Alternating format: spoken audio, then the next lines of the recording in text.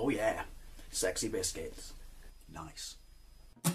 Long was 1975. A YouTuber is on the rise, reviewing games late at night and sometimes friends. But Long was 1975.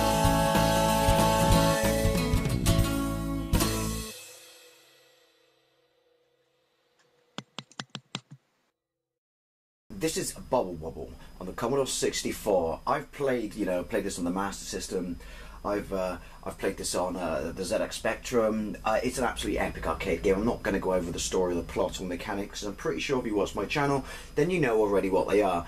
One player or simultaneous two-player game where you have to clear a screen of various characters by trapping them in a bubble, then bursting it, collecting the fruit they leave behind, and going to the next level. Simple. Released by Taito in the arcades in 1986, and obviously Firebird did the home ports. The initial home ports on the home computer systems, at least in my country, very well received across all, the systems they were. That said, I've never ever played this version, so I thought, particularly because I was so impressed with the port, which is obviously the sequel to this and came out a little bit later, of Rainbow Islands on the Commodore 64, I thought it was only fair. Sorry, excuse me, Windy Pops. Bacon and sausage sandwich for breakfast. Only fair that I give this a fair crack at the whip, if you will, to do it. So press button one on my keyboard for one player. The music's brilliant. I'm going to assume that this is going to be a really, really good port of the arcade game. Right, so left, right. Shoot bubbles. Up is jump, which is a bit annoying. But didn't the Commodore 64 joystick only have one button? Right. No! Ooh! Come back! Why was he... Ooh! Why was he bulletproof? He's pissed. And then... There we go. Ooh, diamond! Sweet, sweet, sweet. Graphically, this is really... Come on, come on, come on, come on. Oh, sexy times. Oh, there's more up there. This is really, really nice. Obviously, you've got a limited amount of time to collect all the shit before, it takes you to the next level. And obviously burst them in their bubbles. Or burst their bubbles, if you will. I'll have some of that. I'll have the cake. I don't want the fruit. Not a massive fan of bananas. Oh, that's a bit annoying. I do like the fact that you can sort of preemptive trap them in a bubble if you know where their course is, or their course of direction is. I wouldn't say it's better than Master System, but for a home sort of 8-bit computer, that said, not console, I'm really quite impressed at how this looks. I'm assuming it's got all the levels from the arcade, but whose bubble is that? Or is that an evil bubble? Is that like an anti-bubble? Oh, things are getting frisky. Sweet. Oh, I thought I could come out the bottom. Kind of reverse Pac-Man, if you know what I mean. Bye! Oh, no, no, no, no, no. Sweet. I'm really, really impressed. I know I said that a lot on games and versions. I mean, the Spectrum version is a really, really impressive port, but and it pains me to say this is obviously far better due to the colour. But for once, the Commodore doesn't have really, really blocky sprites. Obviously, they're actually not even coloured, are they? They're kind of transparent on Spectrum. Still, oh shit, not shit. Still good port though. Right, there we go. Oh, diamond.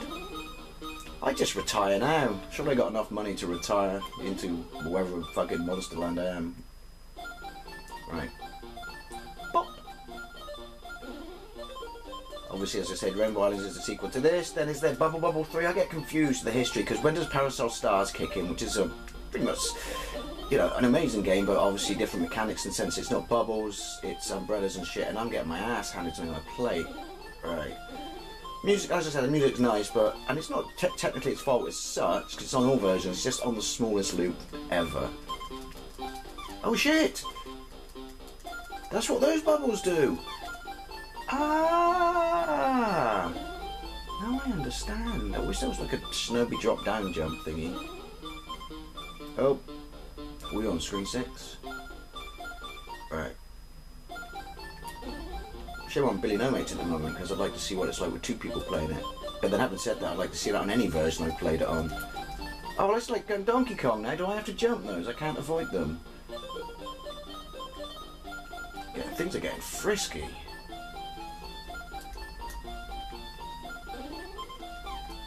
Yeah, miss me. Although, is that necessarily a bad thing? I don't know. I'm confused. Sweet. Is there a bad port of this? I'm struggling to think that there is. I mean, obviously the Saturn got a port eventually and stuff like that. There's actually this is interesting. There's actually a BBC Micro B port that was an unofficial one, and it was coded simultaneously when by an independent group, knowing that this game was coming out. Then they approached Tato, maybe Firebird, I think, and Tato said, "Would you like to release it?" And they said, "It's the BBC." It's just not viably, viable from a sort of sales perspective, which I think is a bit harsh. I may see this. I need to. I'll learn to talk in a minute. It's all these bubbles. They affect my vocal cords. Corpse? Oh, never mind. I may have to see if I can find a video of it on YouTube. Oh my god! Simply so I can see how it compares, because that's quite intriguing that there was a BBC port.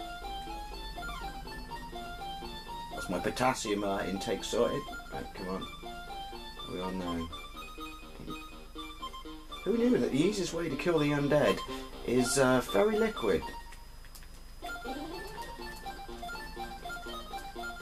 Oh shit. Right, come on. Well, there you go. I'm going to call it quits there. A really quick gameplay of Bubble Bobble on the Commodore 64. As I said, is there a bad port of this? Because this is an amazing copy. Variant or version. Never mind trouble talking, just came back from work of the game. Anyway, thank you very much for watching, and I'll see you later.